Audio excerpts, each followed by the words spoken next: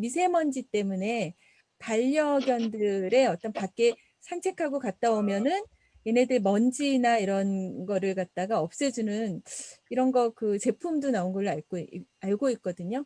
예, 건물에 들어갈 때 그 미세먼지를 털어주는 이런 것들이 건설에서 있듯이 목욕하고 나서 헤어나 이런 털 말리는 거 이런 것도 펫테크에 해당할 것 같고, 스마트 침대는 관련해서 뭐 온도 조절, 쾌적한 수면 이런 것들을 할 수 있고, 그 다음에 체중도 관리해주고 수면 패턴이나 이런 것들도 이제 알 수 있고. 애완견끼리 GPS를 활용해서 커뮤니티를 하는 그런 아이템들이 되게 많이 나와요. 그 앱이나 플랫폼을 만들어서 커뮤니티가 GPS로 여기 모인 애들끼리 모여서 같이 강아지 주인도 같이 커뮤니케이션 할 수 있는 그런 펫 커뮤니티를 위한 뭐 IT 기술 뭐 이런 것도 많이 나오더라고요. 네. 그리고 빅데이터, 클라우드 서비스, 목걸이요. 근데 이 목걸이가 목줄의 역할도 하지만 제가 알기로는 그 살인 진드기 이후에 얘를 하고 나가면은 접근을 안 하는 거죠. 법적으로 반려동물은 5가지 종류만 반려동물로 등록되어 있습니다. 개, 고양이, 토끼, 패럿, 기니피그 5종류만 동물보호법이라는 거에 반려동물 영역으로 되어 있고요. 나머지 동물들은 그 애완동물이라고 반려동물이 아닌 걸로 되어 있습니다. 그래서 이 펫 보험이나 이런 거에 보험에 해당될 수 있는 동물의 종류가 법에 정한 반려동물의 영역에 한정된다 이렇게 명시되어 있거든요. 전체 시장 조사를 해봤더니 시장 조사에서 이제 80% 이상에 해당되는 동물 뭐 이렇게 이제 명시한 거거든요. 소, 돼지 뭐 이런 애들 반려동물로 막 얘기하시는 분들 있잖아요. 근데 그거는 가축에 해당되는 것들인데, 그러니까 법적으로는 서로 분리돼 있는 겁니다. 그래서 최근에 이제 펫택시를 운영하시는 분들이 렌트카를 빌려서 이렇게 그 반려동물만 이렇게 운송하는 이것도 법에 적시가 안 돼 있어요. 그래서 불법이에요. 현재 그래서 그거를 갖다가 이게 규제 샌드박스 속에서 이거를 법적으로 해결할 수 있는지, 그런데 이거에 대한 가장 큰 브레이크를 거는 게 누구냐면 국토부거든요. 국토부가 택시와 관련된 이런 그 모든 권한을 가지고 있어서 반려동물 전용 택시는 인정할 수 없다로 지금 돼 있어요. 현재 상황에서는. 그래서 현재는 불법입니다, 그게. 그래서 지금 현재는 규제 샌드박스 내에서 2년 동안 이제 국토부랑 협의해서 택시업계랑 합의가 되면 이제 그 법령으로 이제 만들어 주겠다. 근데 택시업계에서 합의를 못 해주면 못한다. 이렇게 돼 있어요. 공원 같은데 반려동물을 데리고 다니는 사람과 그렇지 않은 사람들 간의 분쟁도 되게 많고요. 얼마 전에도 문제가 됐지만 이제 동물들이 나갔을 때 동물들끼리 분쟁이 생겼을 때 거기에 대한 여러 가지 말씀하신 그 기준이 그 되게 그 동물들을 송괴죄? 그걸로 볼 것이냐, 거기에 대한 아직 규제도 없어서 그런 어떤 분쟁에서도 되게 문제가 많더라고요. 반려동물이라고 지칭되어 있는 5개 동물은 동물보호법이라는 것에 명시되어 있는 규정에 의해서 움직이게끔 되어 있어요. 근데 이 개와 고양이가 가축 전염병 예방법에도 또 명시가 되어 있어요. 개, 고양이가 전염병에 걸리면 어떻게 해야 된다. 근데 또 그거 말고 또 개, 고양이는 수의사법에도 또 이렇게 명시되어 있고요. 소비자 분쟁 해결 기준법이라는 거는 거기서도 또 이게 명시가 되어 있는데, 이게 기준이 다 다른 거예요. 4개 법이. 어떤 분쟁이 생기면 이게 무슨 법에 따라서 처리를 해야 되는 건지가 법정에서 이제 싸움으로 전개되는 이제 이런 상황이 되고 있죠, 지금. 그리고 1인 가구가 많으면서 특히나 반려시장들이 커지고 있는데요. 특히나 1인 가구들이 사는 곳에 합법적으로 반려동물하고 키울 수 있는 주거 환경이 되게 많이 부족한 상황이에요. 공동주택이라는 곳에서 반려동물을 키울 때는 그 공동주택에 사는 사람들이 어떤 기준을 만들어서 그 기준 안에 합의를 봤을 때 뭐 이런 것들이 있거든요. 근데 그게 명시적으로 딱 법에 반려동물 아파트에서 같이 거주하기 위해서는 뭐 어떻게 해야 된다는 이런 기준안이 없어요, 현재로는. 오피스텔이 실은 사무용 시설인데 이거가 주거용으로 또 쓰시는 분들은 주거용으로 또 분리되거든요. 그러니까 이런 것들이 규정이 막 이렇게 쭉 나고 막 이런 거죠. 왜냐하면 그런 것까지 고려해서 만든 규정들이 아니다 보니까 그래서 이런 것들에 대해서 요즘 기술 기준안이라는 걸 만들고 있거든요. 그래서 뭐 반려동물을 같이 키우려면 주거 시설 안에 어떤 시설이 같이 존재해야 된다. 뭐 이런 것들을 그 기준안을 만드는 작업들을 계속 지금 하고 있습니다. 예. 반려동물의 배설물 문제도요. 왜냐하면 저희도 3마리가 있으니까 어쩔 수 없이 집에서 키우기 위해서는 나가지 않고 집에서 키우고 있는 동안은 어쩔 수 없이 배변 패드를 쓰는데요. 지금 많은 지금 뭐 여성들 생리대나 뭐 애기들 기저귀는 친환경 문제로 어떤 대체 상품들이 나오고 있지만 지금 반려동물 패드 같은 경우에는 지금 시장이 커지는 거에 비교 오히려 애기들은 덜 나서 시장이 줄고 있어요. 근데 오히려 지금 반려동물의 시장은 커지는 거에 대비해선 배설물에 관계된 어떤 그 인위적인 패드에 관계된 개선책에 대해서 아무도 신경을 안 쓰더라고요. 펫 관련된 비즈니스 이렇게 구조를 보면 이제 펫과 관련된 시장을 보통 이제 5개 정도로 나누고 있거든요.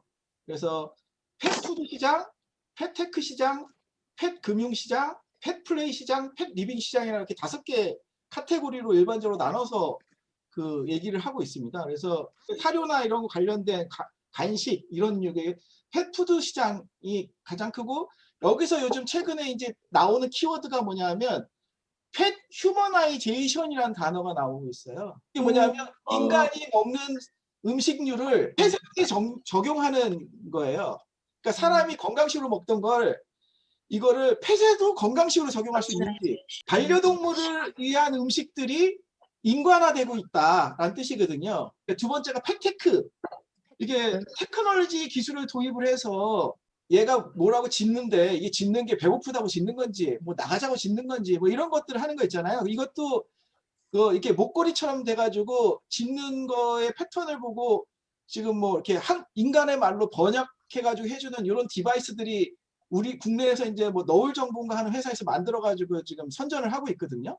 얘가 하루 종일 어느 정도 운동을 하는지 또 이런 칼로리 계산도 해주고 그리고 얘가 지금 심지어는 사람이 우울증에 빠진 것도 이게 감내가 안 되는데 걔까지 우울증에 빠져가지고 이제 운동을 안 하고 움직이지 않는 거 이런 것들을 이제 디바이스 IoT 센서 같은 걸로 이제 판단해서 얘한테 이제 어떠한 조치를 취해야 될지 이런 것들을 다 이제 사람들한테 쉽게 전달할 수 있는 그런 테크놀로지가 접목된 시장 이게 이제 펫테크 시장이라고 얘기를 하고 있고요. 그 다음에 아까 얘기했던 보험, 펫 금융에서 대표적인 건데 요즘은 펫 금융에서 펫 보험 외에 펫 카드라고 그 펫 카드라 해서 아지냥이라는 앱 서비스가 있어요. 이제 동물을 이런 반려동물을 처음 키우는 애들이 쓰는 이제 앱 서비스가 있는데 그 앱 서비스에 질문이나 이런 걸 던지면 이게 챗봇 형식으로 이렇게 답변을 해줘요. 뭐 얘가 지금 계속 꼬리물기를 하고 있는데 이게 괜찮은 거냐? 뭐 이런 것들에 대해서 질문을 던지면 그래서 근데 그 서비스가 굉장히 잘 만들어져 있는데 이게 삼성카드가 만든 서비스예요. 삼성카드가 자기네 카드 사용량을 늘리기 위해서 만들었고요. 그래서 처음에는 이렇게 막 도움이 주는 정보들이 많이 있다가 요즘은 거기서 쇼핑몰처럼 그게 바뀌어가고 있어요. 그래서 근데 이제 결제는 삼성카드로 하게끔 이렇게 유도를 하고 있고요. 그래서 그런 식으로 이제 그 금융 시스템들이 펫 시장에 뛰어들어와서 자기 나름대로 뭔가 이렇게 하려고 보험사나 증권사나 카드사나 이런 애들이 지금 들어와서 지금 서비스를 넓히고 있고요. 그 다음에 펫플레이라 그래가지고 그 반려동물하고 사람하고 같이 즐길 수 있는 어떤 거, 뭐 놀러 다니고 할 수 있는 그런 거, 뭐 호캉스 이런 거 관련된 서비스. 그래서 엔터테인먼트 비즈니스 쪽으로서 그 펫과 함께 같이 하는 라이프 스타일의 시장, 호텔부터 시작해서 뭐 이런 모든 것들에 관련된 이제 펫플레이 시장이라는 게 이제 이제 정착이 돼가고 있다라는 거고요. 그 다음에 그 펫 리빙. 그래서 그냥 이거 펫플레이는 노는 거랑 관련됐다고 보면 어쩌다 한 번씩 이제 크게 이벤트 하는 식으로 그렇게 가는 거고 리빙은 아예 삶 자체 속에서의 이제 라이프 스타일을 같이 펫하고 하기 위해서 필요한 어떤 거 의식주랑 관련된 어떤 것들이죠. 아까 펫푸드가 그러니까 식에 관련됐다라면은 이제 아까 얘기했던 옷, 그 다음에 그 주거지, 그러니까 뭐 이렇게 그 개집이나 뭐 이렇게 고양이 집이나 뭐 이렇게 그런 것들 있잖아요. 그런 것들 관련된 그런 스타일과 라이프와 관련된 요소들에 관련된 시장. 그래서 크게 이제 이 5개에서 새끼치기 하는 식으로 이렇게 지금 시장들이 형성돼 가고 있다고 보시면 될 것 같습니다. 팬 리빙에 의료 서비스 같은 게 같이 들어갑니다. 그러니까 얘가 의료. 아픈지 안 아픈지 해서 뭐 병원 서비스 이런 게 다 이제 삶과 관련된 것들이니까 이제 의료 서비스도 이제 같이 이렇게 들어가는 구조가 되는 거죠. 테크 쪽에 실제로 사물 인터넷이나 로봇이 그쪽으로 많이 적용되거든요. 정말 원초적인 건 뭐냐면 얘가 얼마나 먹냐, 먹고 싸고 이거를 쉽게 해주는 게 사물 인터넷에 많이 적용돼 있어요. 그리고 이제 혼자 있는 경우에 놀아주는 용도로 로봇이 놀아주는 용도로 많이 하고, 그리고 이제 그러니까 이제 먹는 양이 음수량 체크하고 사료 먹는 양 체크하고, 그리고 이제 화장실 자동화 뭐 이런 것들이, 그러니까 결국 동물의 가장 기본적인 거 놀고 먹고 싸고 그걸 가장 편하게 해주는 게 사실 사물 인터넷 분야가 좀 많이 그쪽을 하고 있는 것 같고요. 지금 파는 사료들이 해외 사료가 거의 많거든요. 근데 재료를 구해가지고 수제로 만들어주는 그런 컨텐츠도 유튜브에도 많지만 실제로 만드는, 그래서 앞으로는 밀키트 시장도 그쪽으로도 할 것 같아요. 얘네들이 이제 먹는 게 프리미엄급으로 가다 보니까 심지어 뭐 그 닭고기 같은 거 그걸 사용할 때 네, 무항생제를 넘어서서 뭐 복지닭 있잖아요. 뭐 그런 것까지 해가지고 가격대가, 우리도 그냥 닭을 먹는데 그런 복지 닭 사용하고 뭐 이런 것까지 좀 그런 시장들이 있죠. 중국이랑 인도네시아에서 그 시장을 보면은 원래 강아지를 반려동물로 하는 거에서 많이 고양이나 다른 동물로 많이 바뀌어가거든요. 우리 국내에도 많아졌고. 1인 가구가 는다든지 문화적으로 뭐 그런 영향을 받는 거죠. 반려견을 키울 때도, 펫을 키울 때도. 펫 스트리트, 즉 이러한 반려동물 복합시설인데요. 그 안에 뭐 얘네들 보면은 생일 때문에 케이크도 먹고 그러잖아요. 그렇듯이 반려견의 어떤 디저트 카페, 뭐 병원, 펫 뷰티, 펫 용품 네, 이런 거, 그 다음에 놀이 등 여러 가지가 복합적으로 모든 시설이 한 곳에 모여 있는 이런 곳이 펫 스트리트. 자율주행으로 움직이는 인공지능 로봇, 이제 이게 AI 장난감 이런 부분도 펫테크에 해당하는 기술 사례인 것 같아요. 지금 펫테크 관련돼 가지고 이제 시장에서 이제 이렇게 많이 시장이 형성된 게 거의 6가지 정도가 있거든요.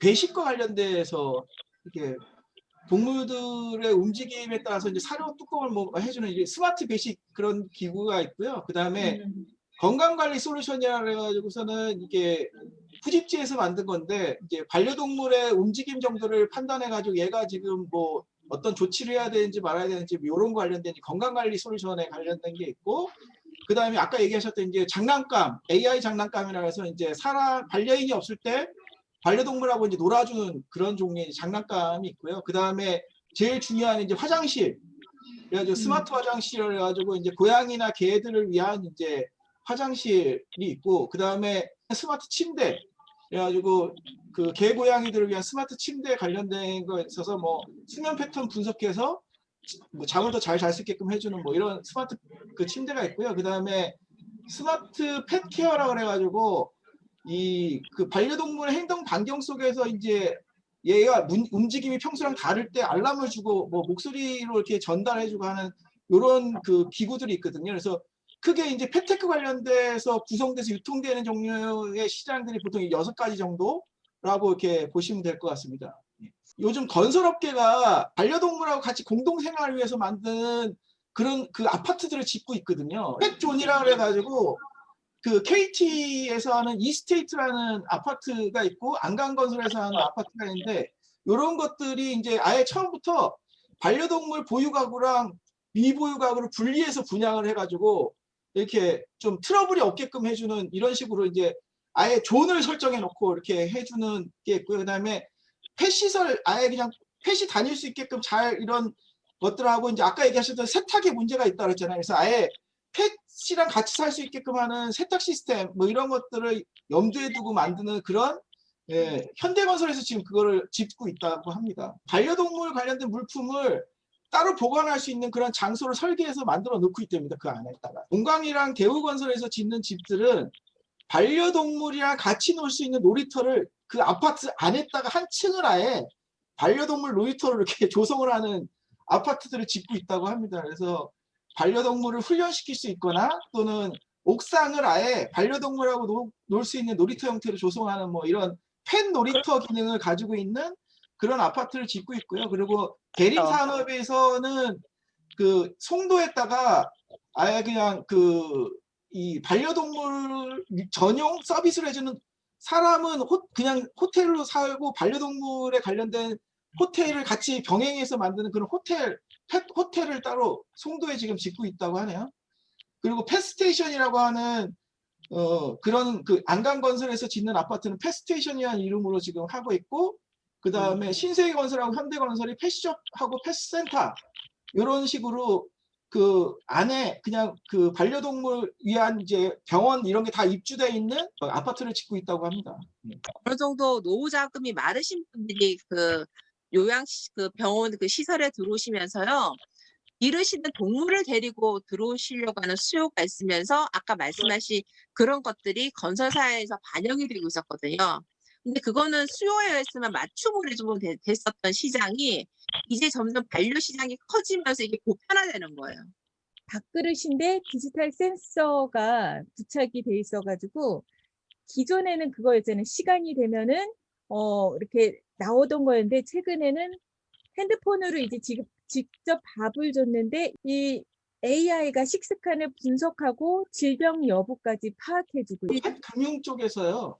이제 카드하고 보험은 있는데 그 좀 특이한 게 펫 신탁이라는 게 있어요. 은행에서 만든 건데요. 그러니까 예를 들어서 반려인이 나이가 너무 많이 든 거예요.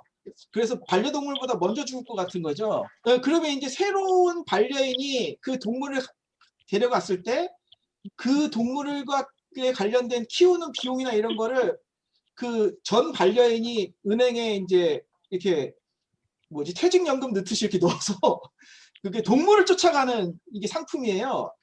그래서 그런 게 최근에 이제 많이 늘어나고 있다고 합니다. 펫을 키우는 것을 계속 이제 알려주면, 그러니까 기존의 금리보다 조금 더 우대 금리로 적금을 들어주게끔 하는 펫 적금이 있습니다. 교통사고가 났을 때 이 그 반려동물에 대한 그 자동차 보험에서 피해가 아까 말씀하신 그 법적인 기준이 없어가지고 실제적인 그 강아지한테 들어가는 비용을 그 피해 보상처럼 해서 그 차주가 이게 부담을 해야 되는 게 민사로 가는 것도 있더라고요. 반려인과 반려동물의 행복한 삶을 지원하고 편의를 제공하기 위해 IoT, AI 등이 펫 제품과 결합된 기술. 그냥 사람과 반려동물을 위한 어떤 기술적인 어떤 보조 역할이라고 할 수 있을 것 같아요. 왜냐하면 이 기술이 기본적인 어떤 생명 간의 어떤 교감이나 그것의 어떤 감정적인 베이스를 넘어서지를 못할 거라고 생각하고 그 감정을 위한 어떤 보조적인 기술이라고 생각을 해요. 경제성도 있어야 될 것 같아요. 너무 비싸거나 뭐 억만장자 같은 경우에는 뭐 그렇게 비싸도 사겠지만 경제성이 좀 들어가야 일반인들. 그리고 원격이라는 개념도 좀 있을 것 같아요. 그러니까 펫 기술 관련된 많은 부분이 원격으로 제어하는 것들이 좀 있는 것 같아서. 뭐 편의성이겠죠. 효율성. 좀 더 편하게 시간 관리도 해주기 때문에 건강 관리나 이런 거. 개별성도 있어야 될 것 같아요. 대형견과 소형견에 따라서 다를 거고 고양이랑 강아지에 따라서 다를 거고. 지속적으로 이제 관리를 해줘야 되기 관리 차원에서 필요한 지속성. 빅데이터 중요할 것 같아요. 심리적 안정도 좀 꽤 가치적 측면이 있는 것 같아요. 이게 특히 1인 가구 아까 나왔는데 집을 비웠을 때 이 잘 먹는 것도 잘 줄 수 있고 그런 게 있어서 이 펫테크라는 게 인간 중심에서 그 우리 반려동물에 대한 거잖아요. 근데 반려동물이 얼마만큼 편리하거나 뭐 이렇게 그 좋은 기술이라고 해도 강아지가 시끄러워하거나 그런 경우가 있을 텐데 그런 피드백을 제대로 이게 받을 수 있을까요? 펫테크가 개별적인 펫에 대한 특성을 파악하지 못하면 이런 테크도 그렇게 그 반려동물한테는 좋지 않은 경우도 생길 것 같아서. 심리적인 안정이라는 게 결국은 뭐 1인 가구가 펫을 키운다든지 반려견을 키운다는 거는 공생, 뭐 공존, 뭐 이런 거 아닐까요? 펫테크를 많이 쓰는 쪽은 펫과 같이 어울리는 건 좋은데 챙기는 게 좀 무지 귀찮을 수도 있잖아요. 매번 밥 주는 거라든지 뭐 하는 것들. 그걸 좀 귀찮은 것들을 좀 기술로 해결을 해주고 좀 사람과 펫은 교감하거나 같이 약간 놀거나 그 함께 하는 그런 쪽에 집중을 하고 그런 거에도 가치가 있지 않을까 싶어요. 1인 가구나 그런 사람들이 결국은 커뮤니케이션 할 수 있는 뭐 파트너가 없다든지 자녀가 없기 때문에 결국은 그 만족감을 해서 상호작용이 그나마 그 반려견이나 펫들이 상호작용이 굉장히 살아있으면서 인터랙티브하게 일어날 수 있기 때문에 그런 교감 때문에 가치를 가질 것 같은데. 공청기에 이제 펫 전용 그 뭐죠? 공기청정 필터 이제 커버 이런 것까지 출시하고 해서 그 기존 가전에 이제 그 펫에 대한 그 케어를 위한 서비스들 이런 것들을 어떻게 추가시킬지에 대한 고민들이 조금씩 늘어나고 있는 것 같고. 이 펫테크가 두 가지 관점에서 볼 수 있을 것 같아요.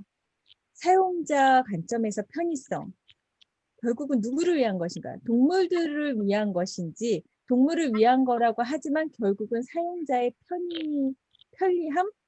이런 게 아닐까.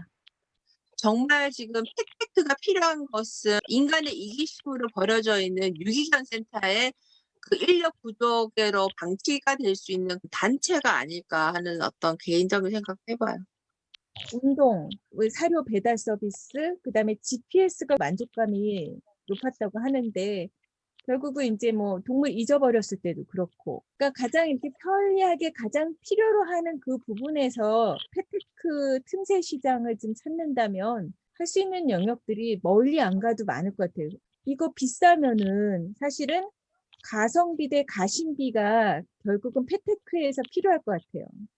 근데 현재로서는 너무 비싼 쪽에 이렇게 되어 있잖아요.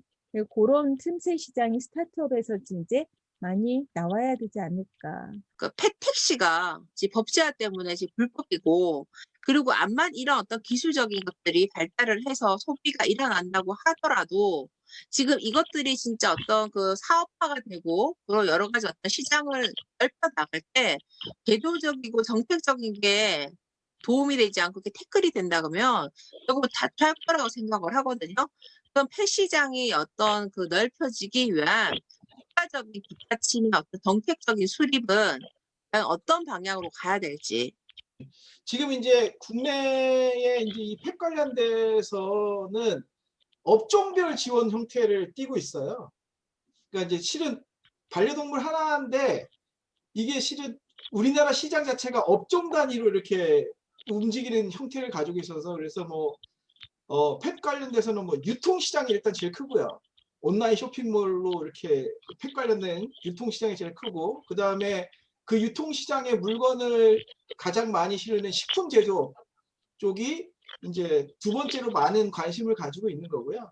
이 개들이나 이렇게 고양이들이 피부에 관련된 이런 것들이 심하다 보니까 이제 그런 생활용품 업종에서 요즘 펫테크 쪽으로 들어오려고 많이 하고 있고, 그리고 이게 LG나 또는 이제 그 대형 가전사들이 아니라 소형 가전사들을 중심으로 한 펫 전용 가전을 요즘 시리즈로 이렇게 막 만들고 있거든요. 그래서 뭐 공기청정 온풍기, 뭐 항균 탈취기, 뭐 그다음에 뭐 로봇 청소기, 반려동물용 로봇 청소기, 아직 뭐 이렇게 다양한 종류로 가전이 뛰어들어오고 있고요. 그다음에 이제 호텔업계가 이제 반려동물을 같이 패키지로 묶어서 하는 이제 호텔업계, 그다음에 통신사들이 요즘 반려동물 이렇게 특화되어 있는 통신 서비스들 같은 거 많이 내고 있고요. 그리고 건설업계, 아까 말씀드렸던 건설업계, 그다음에 금융업계, 그리고 기타 이제 이 반려동물하고 같이 생활하면서 사용되는 소비재 관련된 소비자 업종. 그래서 국내 같은 경우는 보통 이렇게 9개 업종에서 반려동물 관련된 이런 민원들도 많이 넣고 있고, 그다음에 이게 규제에 걸리는 것들도 해결해 달라고 얘기를 많이 하고 있는 지금 상황입니다. 예.